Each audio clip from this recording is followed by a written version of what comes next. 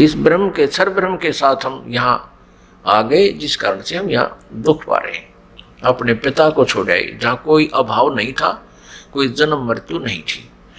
तो हम कैसे फंसे कि हम वहाँ देख रहे थे इसके तप को, और जब ये खड़ा होकर तप कर रहा था, एक पैर पे खड़ा होकर, हम सभी इस पर आसक्त हो गए। इतने आसक्त हो गए, ओहो देख कितने दिन से एक पैर पे खड़ा है, कभी इस पैर को कर लेता है, कभी उस पैर पे खड़ा हो जाता है, और ऐसे करके खड़ा है कभी।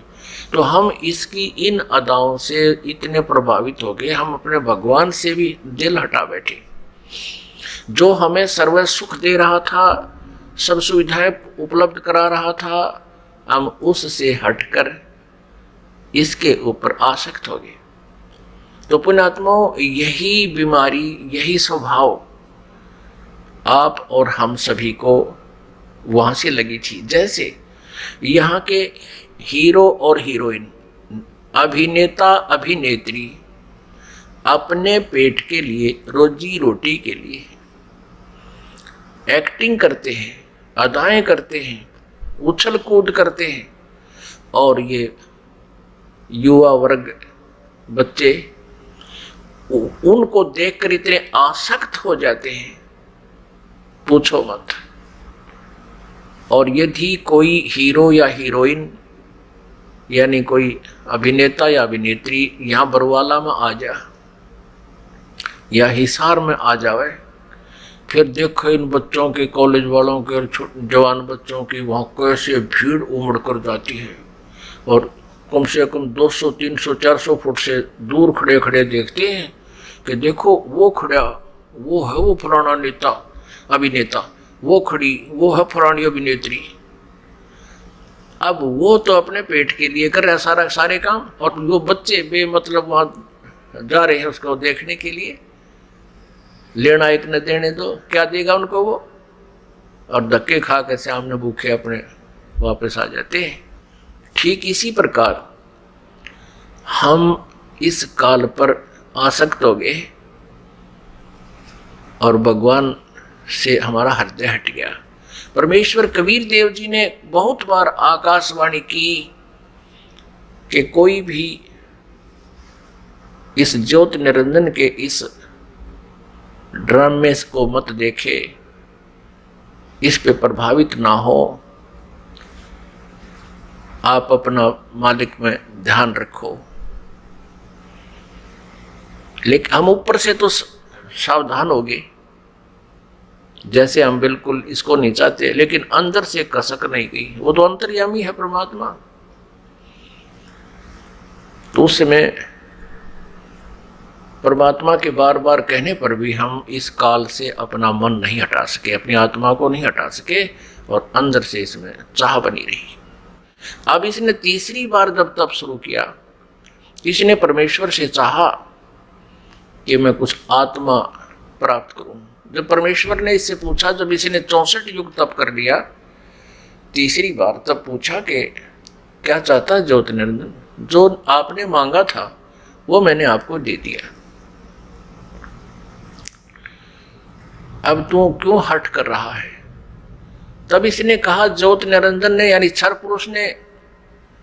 पुरुष ने कहा कि प्रभु मुझे कुछ आत्माएं दे दो, मैं अकेला वहां नहीं रह सकता, 21 ब्रह्मांडों में अकेला कैसे रहूंगा। तब परमेश्वर ने कहा कि भी देखो, तेरे तप के बदले में 64 युग जो तप किया है, इसके बदले में और राज्य दे सकता हूं, और वस्तु मांग ले वो दे सकता हूं, लेकिन ये आत्मा नहीं दे सकता, क्योंकि ये मेरी आत्मा है। अब ये मेरे वचन से उत्पन्न हुई है, मेरा अंश है, अपने अंश को मैं कैसे दे सकता हूं। लेकिन परमात्मा ने एक ऑप्शन रख दिया कि इसमें एक ऑप्शन है कि यदि वो स्वयं स्वेच्छा से कोई जाना चाहता तेरे साथ तो जा सकते, लेकिन मैं अपनी तरफ से उनको नहीं डाल सकता कुएं में। तब ज्योति निरंजन हमारे पास आया, ये क्षर पुरुष हमारे पास आया। जितनी आत्माएं आज इसके ब्रह्मांडों में हम कैद हो गए, यहाँ कष्ट उठा रहे हैं, ये सभी आत्माएं इसके चारों तरफ उमड़ कर खड़ी होगी, जैसे हीरो आता है, अभिनेता आता है। इसने कहा हमसे कि मैंने पिताजी से 70 युग तप करके बहुत बड़े ब्रह्मांड प्राप्त किए हैं।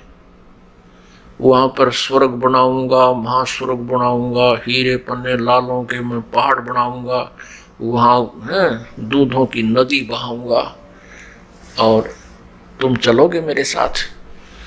अब हम तो पहले ही उसको चाह रहे थे, चाहे वो कुछ भी ना बनाता, उसको चाह रहे थे, उसके ऊपर आसक्त हो चुके थे। तो सभी ने कहा कि हम तैयार हैं आपके साथ चलने को, लेकिन यदि पिताजी आज्ञा दे देंगे तो हम जा सकेंगे। इस क्षर पुरुष ने परमेश्वर कबीर देव जी से, पूर्ण ब्रह्म से, परम अक्षर ब्रह्म से प्रार्थना की। आकर के वापस प्रभु के पास जाकर के करबद्ध खड़ा होकर के कहा कि परमेश्वर, कुछ आत्माएं मेरे साथ जाने को सहमत है। परमात्मा ने कहा, परमेश्वर कबीर देव जी ने कहा कि मेरे सामने हाँ भरवा दे, तब मैं मानू, तब भेज दूंगा।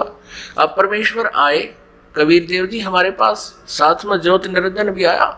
परमेश्वर कबीर देव जी ने, परम अक्षर ब्रह्म ने पूछा कि आत्माओं जो ज्योति निरंजन के साथ यानी क्षर पुरुष के साथ जाना चाहते हैं, वो हाथ खड़ा करके स्वीकृति दे। अब अपने पिता के सामने हिम्मत नहीं पड़ी किसी भी आत्मा की इतना ढीठपना करें, सबने नीची गर्दन कर दी। तब परमेश्वर ने कहा कि अरे ज्योति निरंजन, अरे क्षर पुरुष, आप तो कह रहे थे कुछ आत्माएं तैयार हैं, ये तो कोई भी नहीं बोल रहा, सन्नाटा छा गया। तब एक आत्मा सबसे पहले खड़ा हुआ। उसने सोचा कहीं हम रह जाओ यहीं पर। उसने खड़ा होकर कहा कि पिताजी, हाँ, उसने हाथ खड़ा किया कि पिताजी मैं जाना चाहता हूं। फिर तो हम जैसे सारे सोचा कदे हम पीछे रह जाए, हमने भी सब न कर दिया, ऐसे सब ने हाथ खड़े कर दिए। जितने भी खरबों अनगिन यहाँ पर आए हुए हैं, अकाउंटिंग नहीं कर सकते, इतने जीव आगे इसके लिए वहां से। परमात्मा के पास तो सब अकाउंटिंग है, सब उनकी डिटेल है, लेकिन हम नहीं कर सकते जीव संज्ञा। जितने भी 21 ब्रह्मांड में प्राणी हैं, ये सब सतलोक से आए हैं, चाहे चींटी है, चाहे हाथी है, रंग है या राजा है, किसी भी पशु पक्षी की योनि हो, जीव जंतु की भोग रहा है। तब परमेश्वर ने कहा, भाई ठीक है ज्योति निरंजन, जिन जिन ने तेरे साथ आने का हृदय से चाह की है, सब इच्छा से तेरे साथ जाना चाहते हैं, उनके सब के नंबर नोट मैंने कर लिए, वो मेरे पास है। आप जाओ अपने ब्रह्मांडों में, क्योंकि ये ब्रह्मांड पहले वहीं थे सतलोक के एक लास्ट कोने में, बिल्कुल एकांत स्थान पर सतलोक में, और हम रह रहे थे उस मेन सतलोक में। जैसे एक तो बाहरी विलेज हो दिल्ली क्षेत्र के, दिल्ली राज्य के एक शहरों का स्थान, बीच में मध्य स्थान हो, हम वहां रह रहे थे। और इस काल के थे बाहरी दिल्ली, समझ लो वहां 21 ब्रह्मांड थे। ये निरंजन चला गया वहां पर अपने ब्रह्मांडों में, ये क्षर पुरुष, इसको ज्योति निरंजन भी कहते हैं, इस काल, इसको काल भी कहते हैं। आगे चल के ये इसके कई नाम रखे जाएंगे इसी कहानी में। तो उधर से परमात्मा ने क्या किया, जिस आत्मा ने सर्वप्रथम हाथ खड़ा किया था, स्वीकृति दी थी क्षर पुरुष के साथ जाने की, परमेश्वर ने उसका एक युवा स्त्री रूप बना दिया, लेकिन उसको प्रजनन इंद्रिय नहीं लगाई। और सभी आत्माएं जो उसके साथ आना चाहती थी, सब इच्छा से स्वीकृति दी थी, उन सबको बीज रूप बनाया अपने वचन से, और दुर्गा के अंदर प्रवेश कर दिया। जैसे आजकल तो इस मार्ग को समझना बहुत आसान है। ये डॉक्टर लोग क्या करते हैं, जैसे बताते हैं कि एक ग्राम ब्लड में कितने 80 लाख 50 लाख जीवाणु तो एक टाइप के होते हैं, अन्य और टाइप के, और उस ब्लड को दूसरे में डाल दिया जाता है या तो वो और बढ़ जाते हैं। दूसरे में डाले जा सकते हैं ऐसे जीवाणु भी। तो ऐसे ये व्यवस्था समझो, परमात्मा ने इस लड़की जो युवा बनाई थी उसका नाम रख दिया प्रकृति देवी। उसको माया भी बोलते हैं, आदि माया। प्रकृति देवी कहो, आदि माया कहो। आगे चल के यही अष्टंगी कहलाई और यही दुर्गा कहलाई। अब इसको श्री दुर्गा कहें। श्री दुर्गा जी के शरीर में प्रवेश कर दिया सभी आत्माओं को और कहा, बेटी मैंने तेरे को आशीर्वाद दे दिया है। परमेश्वर ने कहा कि बेटी मैंने तेरे को आशीर्वाद दे दिया है और सभी आत्माएं तेरे अंदर प्रवेश कर दी हैं और आप वहां जाइए ज्योत निरंजन के पास और जितने भी वो जीव कहे अपने वचन से उत्पन्न कर दिए नर और मादा, ये कहकर उतने ही वो सामने प्रकट हो जाएंगे। और परमेश्वर ने अपने पुत्र सहज दास को, जो उन 16 पुत्रों में से जो सर्वप्रथम उत्पन्न किए थे उनमें से एक था, सहजदास से कहा कि पुत्र अपनी बहन को साथ ले जाओ और इस ज्योत निरंजन के पास छोड़ आओ, क्षर पुरुष के पास छोड़ आओ। इसको क्षर पुरुष भी कहते हैं, ज्योत निरंजन भी कहते हैं। यही आगे चल के गीता में जो कहता मैं काल हूं, ये वो काल है, वहां छोड़ आओ। क्षर पुरुष को बता देना कि परमात्मा ने, यानी मेरी तरफ से कह देना कि इसके शरीर में सभी आत्माओं को प्रवेश कर दिया है और इसको वचन दे दिया है, आशीर्वाद दे दिया है, इसको शक्ति दे दी है, इसको वरदान दे दिया है कि जितने जीव तू चाहेगा नर और मादा, ये लड़की प्रकृति देवी ये उत्पन्न कर देगी। सहजदास पिताजी के आदेश को सिरोधार्य करके अपनी बहन श्री दुर्गा को साथ लेकर ज्योत निरंजन के पास आ गया, यानी क्षर पुरुष के द्वीप में चला गया उस लोक 21 ब्रह्मांडों में। उससे कहा कि ये बहन है और इस बहन के शरीर में परमात्मा ने सभी आत्माओं को प्रवेश कर दिया है। अब सहजदास ने क्षर पुरुष से कहा कि पिताजी ने ये बहन भेजी है दुर्गा, इस श्री देवी के शरीर में वो सभी आत्माएं प्रवेश कर दी हैं और इसको परमेश्वर कबीर देव जी ने वरदान दे दिया है कि जितने जीव तू चाहेगा ये वचन से उत्पन्न कर देगी। ऐसा कहकर के वो सहजदास उस लड़की को वहां छोड़कर वापस आ गया। अब सहजदास के आ जाने के उपरांत वहां पर प्रकृति देवी और ये ज्योत निरंजन अर्थात क्षर पुरुष ये दोनों रह गए। अब लड़की युवा होने के कारण उसका रूप रंग निखरा हुआ था। अब ज्योत निरंजन यानी क्षर पुरुष के मन में दोष उत्पन्न हो गया। अकेली युवा लड़की को देखकर उसने उस लड़की के साथ, दुर्गा के साथ, श्री देवी के साथ दुर्व्यवहार करना चाहा।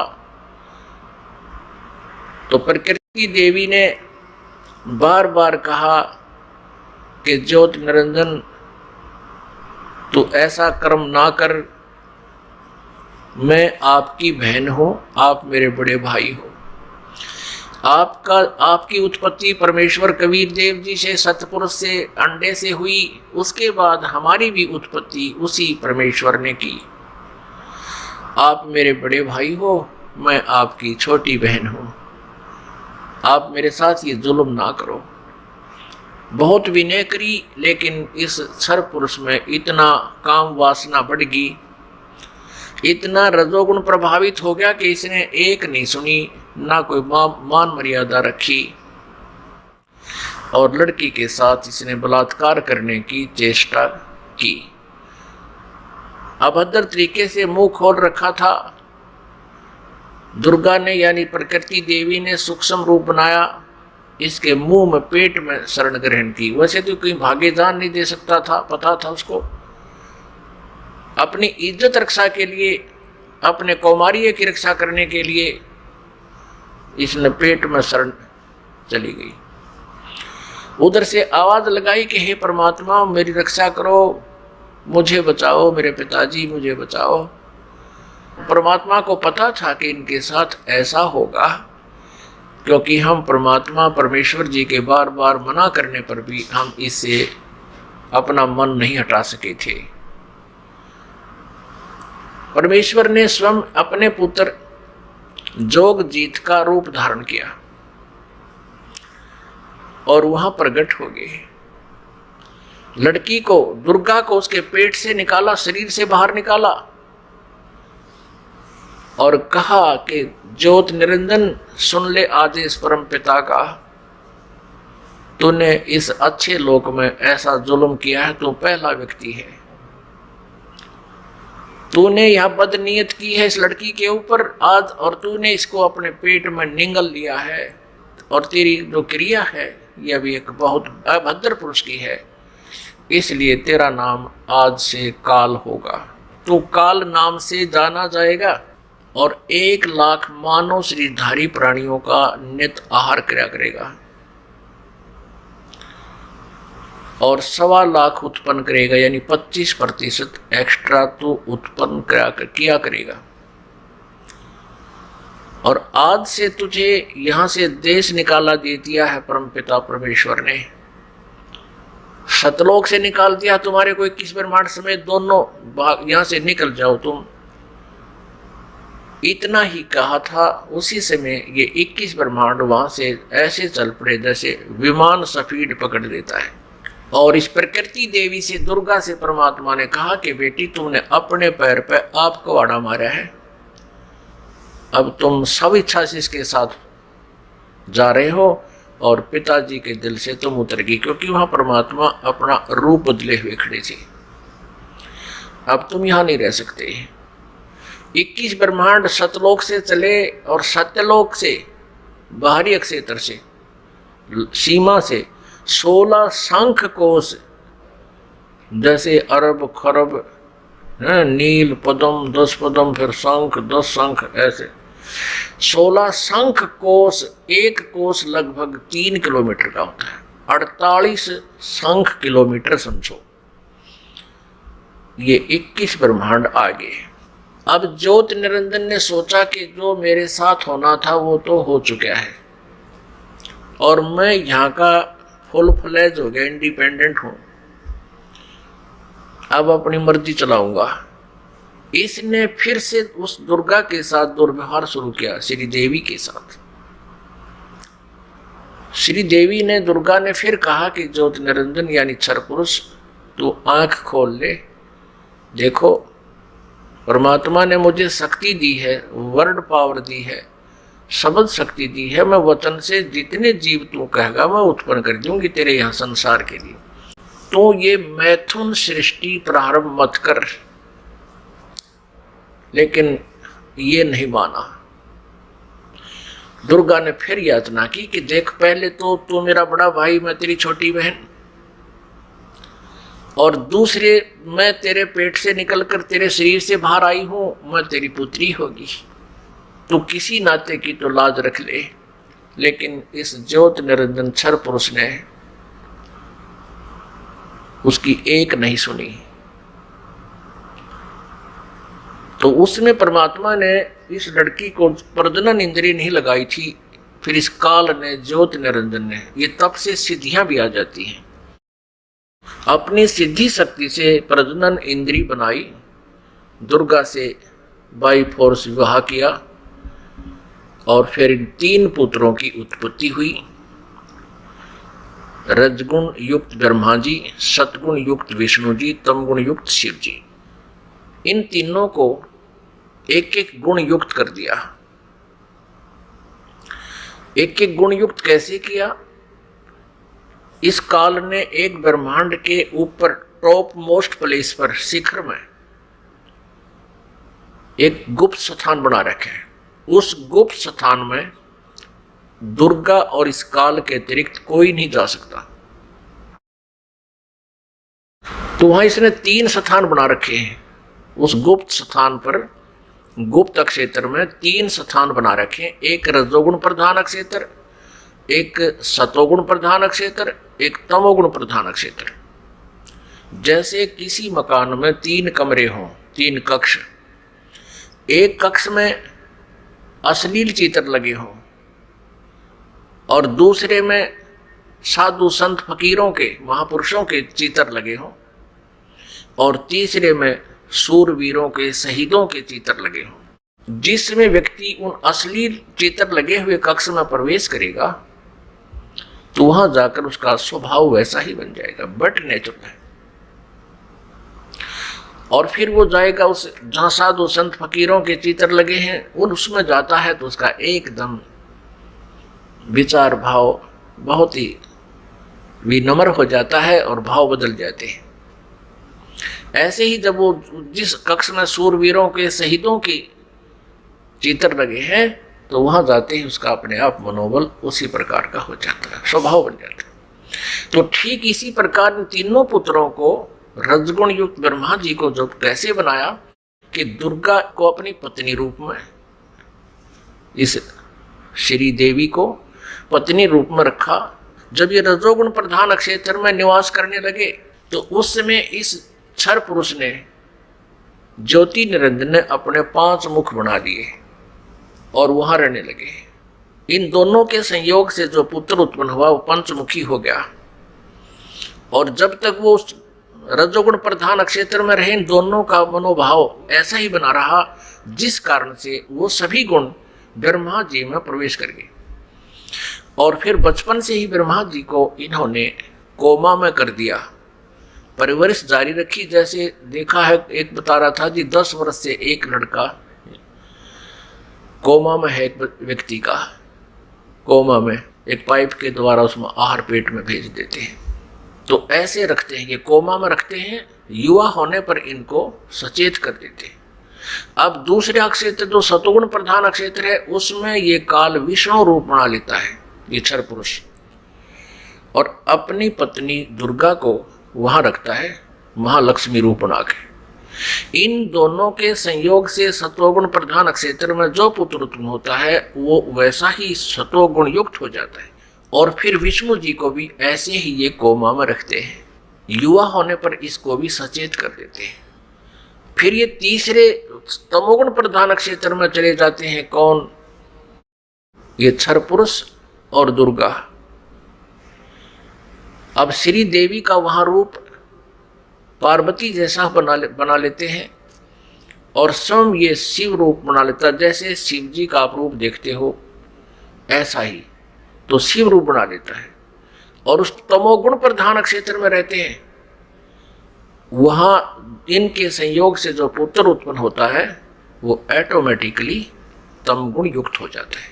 और जब वो पुत्र बड़ा होता है उससे पहले उसको कोमा में रखते हैं, उसी तरह युवा होने पर उनको सचेत कर देते हैं। जब ये युवा हो जाते हैं, तीनों को इकट्ठा कर देते हैं। इकट्ठा करके फिर ये काल क्या कहता है, जब ये तीनों पुत्र युवा हो गए और कार्य करने योग्य हो गए, सृष्टि की स्थिति ये संभालने योग्य हो गए, तब इस काल ने, क्षर ब्रह्म ने, क्षर पुरुष ने कहा अपनी पत्नी दुर्गा से कि आज के बाद मैं किसी के समक्ष अपने ओरिजिनल वास्तविक रूप में नहीं आऊंगा, ये मेरी प्रतिज्ञा है। और आप जाओ नीचे इन लोकों में, 21 ब्रह्मांडों में, और संभालो सारी सृष्टि को। अब दुर्गा ने कहा कि ज्योति निरंजन मैं तेरे बस पड़ गई हूं, अपने पैर पे मैंने आपको कुल्हाड़ा मार रखा है, कुल्हाड़ी मार ली। अब तू जैसे नाच नचाएगा मुझे नाचना पड़ेगा।